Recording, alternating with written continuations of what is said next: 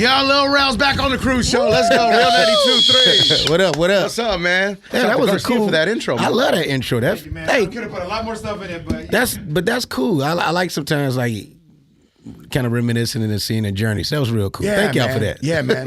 That's as much budget as we have on this show. The intro, Garcia. So we got it done for you, man. Honestly, and we're fans, Lil Rel. You know that, man. Yeah, I appreciate y'all having me back too. This is a good time too. It's the holiday season. Holiday season, we're here, man. We always run your drop on the air where you say tap in with the Brown, whatever that means. You got it. You got it. one of my favorites. That drop has been running nonstop, man. Dashing Through the Snow on Disney Plus and Hulu. Congratulations on your holiday film. Yes, I'm excited. It's been really cool to like walk around as Santa Claus. It's been a different type of like. The way kids embrace me now is really interesting. Like they stare at me for a while and they be like, yeah, it's me. But it's been real cool to be Santa Claus. Is a whole different level. Any character I would play. Were you a fan of Santa growing up? I was until I learned the truth. Yeah. The Christmas secret, right? We call it the Christmas secret. Well, you don't realize how much parents got to lie to keep this secret going. Like it's a lot of like they have to make stuff up on the spot. You know what I mean? We lived in the hood on the west side of Chicago, so our chimney never opened. Right. And so they had to make us stuff like, yeah, we gave him a key. You gave Santa Claus has a key to our house? Right. Yeah, and then we'll go downstairs. Like they have to just make up stuff. He's on the lease. Yeah, like that's what I'm saying. No, I remember my dad telling me that because we didn't have a house. It was an apartment. There's no chimney. So I'm like, how does Santa come into our apartment? My mom's like, your dad has to meet him down the street and get the gifts and he'll bring them inside. I'm like, oh, all right. Your parents have to lie about how close they are to Santa, right? You're right. Like you don't even know your own boss, but you know Santa. Yeah. How old were you when you found out the Christmas secret? You know something? Maybe like 7. It went that long. Yeah. And then like once we figured out that they was doing it, it became a whole nother adventure because they figured out that we like, come on, we know it's y'all. So they hid the presents. So it was years of us trying to find the presents. One year we found the presents. We didn't put everything back like we should have because everything fell down. Right. And they were like, we canceling Christmas. They told they canceled Christmas. We went to church, told everybody at the church, like, they ain't got no Christmas. And then, so we thought we was going to have a Christmas, but then like 3 days later, they gave us the gift. No, they weren't taking all that stuff back. You know what I mean? No way, man. Yo, so Dashing Through the Snow, you are Black Santa in the movie. Disney and Hulu, Disney Plus and Hulu as well. You play Black Santa. Ludacris is in it as well, right? And you guys have a lot of fun on set, on and off camera, I'm sure. It's crazy. Luda's became, I look at him as one of my good friends now. That's right. He's really funny. And it's funny because I forget that he was a radio guy for a long time. That's right, yeah. So he has a radio voice all the time. You don't realize how much Ludacris is a radio voice that can rap until you're around him enough. Like, wait a minute, that's been a radio voice the whole time. It's a very aggressive, like, hey, what's going on? And it was like, oh, wow. Yeah. Hey, good morning. It was like, oh, that's what that was the whole time. Yeah, he's got that station voice, right? He's the first station voice for real rapper. Right. He started out as a radio guy and then just like was rapping at the same time. He knew exactly what, because he's playing the songs all the time. And so he had to be like, you know something, if I can sound like I'm doing a drop in a commercial with hip hop. Yes, sir. Nobody's doing that. Backseat, windows up. That's what I'm saying. Like, it's all the radio voice. It's very interesting. It all worked out. What's up, Let's Yo, listen, it snows in Chicago, right? 100%. It doesn't snow here. What's it like? What's a snowy winter like in Chicago? Oh my God. It's different versions of it for me because they don't necessarily stop school unless you really can't go. Oh, really? Like, so for real. So there's a lot of us like hiking through with our snow boots. It's like snow all the way up to our thighs. Yeah. I've always wanted to experience snow, like school getting canceled because of snow. Yeah, same here. Yeah. Yeah, that sound good. You know what I mean? You're trapped You inside don't your get because your parents ain't prepared for that to happen. It's usually last minute when they make that decision. Like, for sure. That lunch at home ain't the lunch at school. Whatever we had for dinner the night before is what we eat for lunch and breakfast. Real. Yeah, lunch at home is a slice of cheese. Like, wait a minute, y'all gotta have lunch. Like, yeah, y'all know y'all ain't bought no lunch until the summertime. You know, respectfully, a friend of mine lived in Chicago for a long time, or grew up in Chicago actually, and she said, in Chicago, the only way you miss school is if you get shot. Wow, that's terrible. That's sad. a I terrible know, dog. thing. But like, yo, she's like, that ain't true at all. Because wintertime is a real thing. We get like below like 10 out there. For real? Yeah, if it's too like if your nuts. pipes get frozen and all, like you got to start your car like 2 days before you can't even cut your car off. that's crazy. I'm not even being funny. That's like torture. It has to stay warm. That's crazy. So you got to keep your car on. So don't put it in the garage. Somebody gonna pass out. What's the gas But you bill keep it like? outside. Stop it. I'm sick.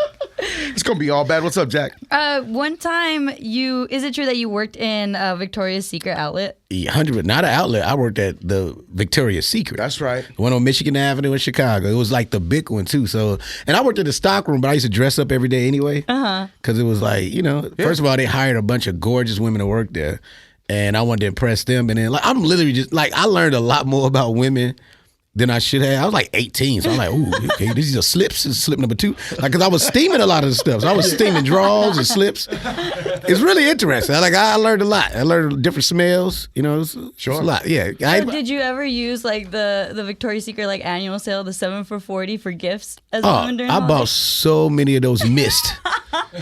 So many of those missed. So many of those missed. I brought, like, if I knew what the missed game really was, I didn't know then. You would have invested. Yo, it's so many strip clubs I could have made a lot of money. Yeah, for facts. If I was selling mist to strippers, I'd have been rich. It's either I've been Body in Works or I've been in because strip clubs. I smelled it, but I know what that is. Orange lemon. You know? Can't play me. You can call the set right then and there.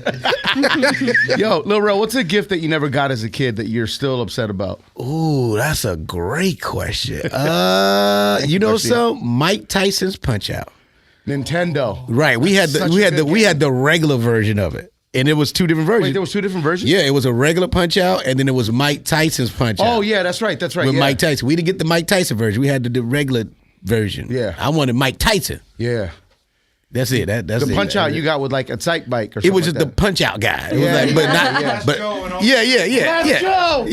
yeah. Was it? But it wasn't Mike Tyson. Nah, what? No, I know that was the one.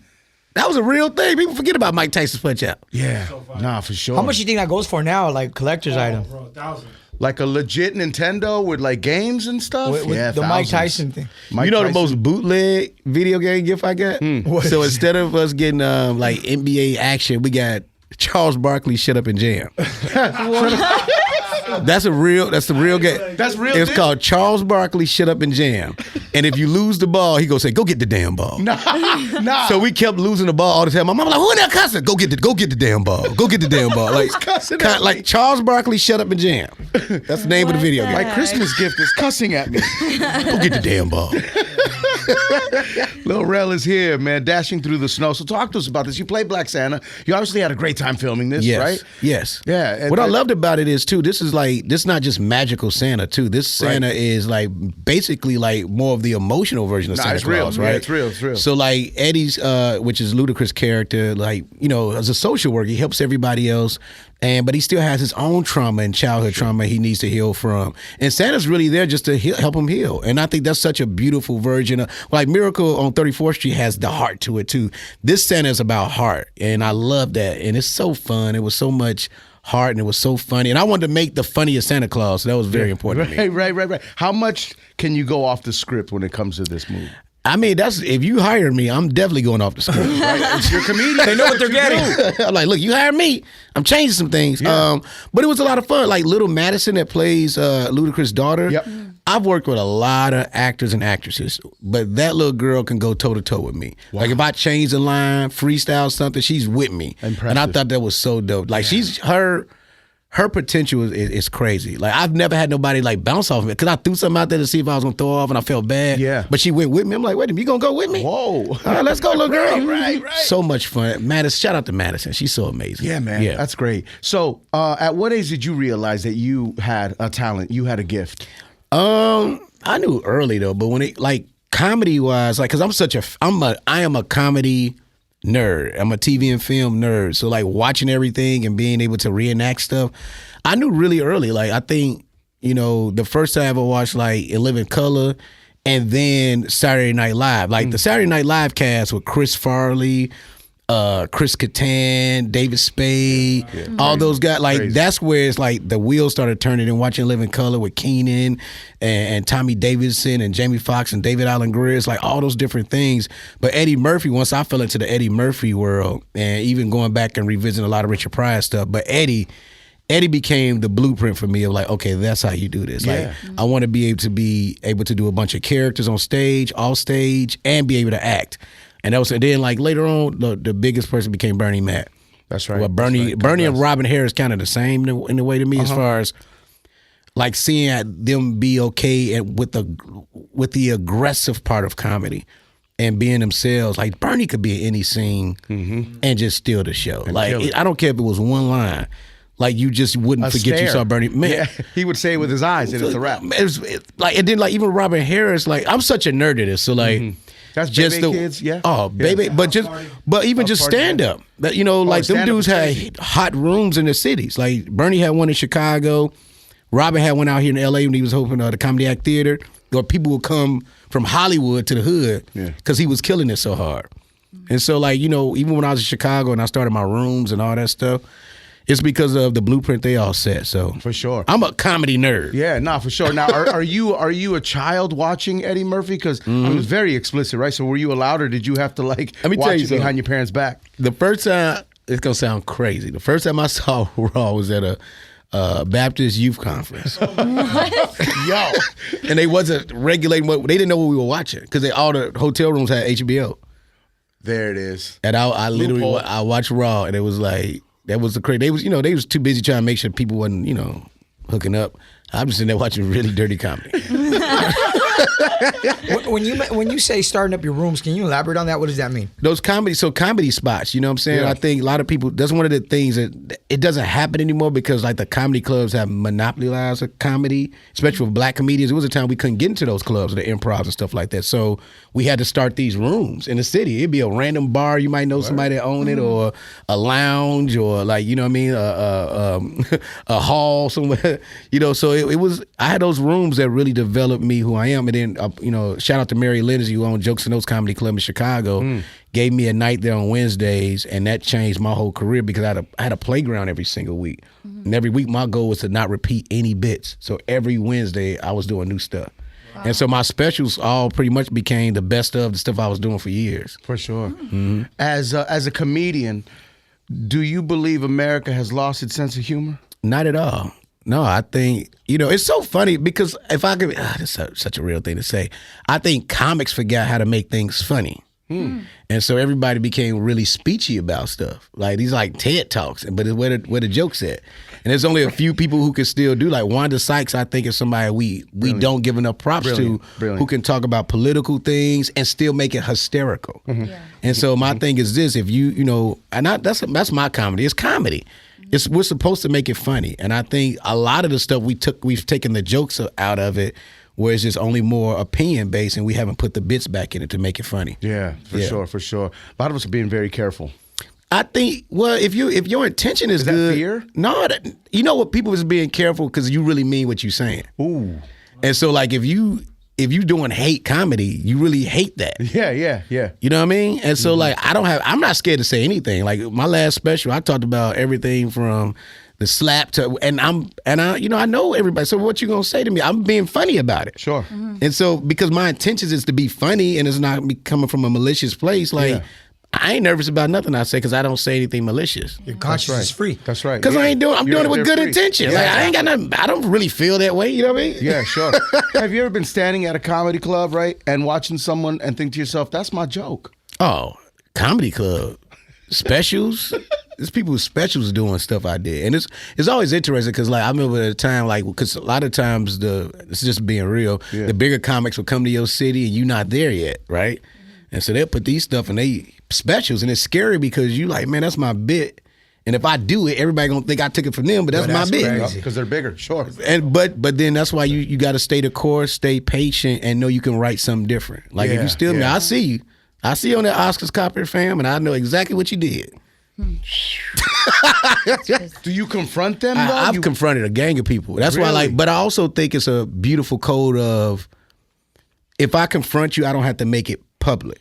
we know what it is. Yeah, it could be private. Yeah, 100%. Like the comics I know, you know what I mean? yeah, But for sure. it's like, nah, this is what it is. So it's, believe me, it's been quite a few people I had to say something to. Wow, about it. yo, that's real, man.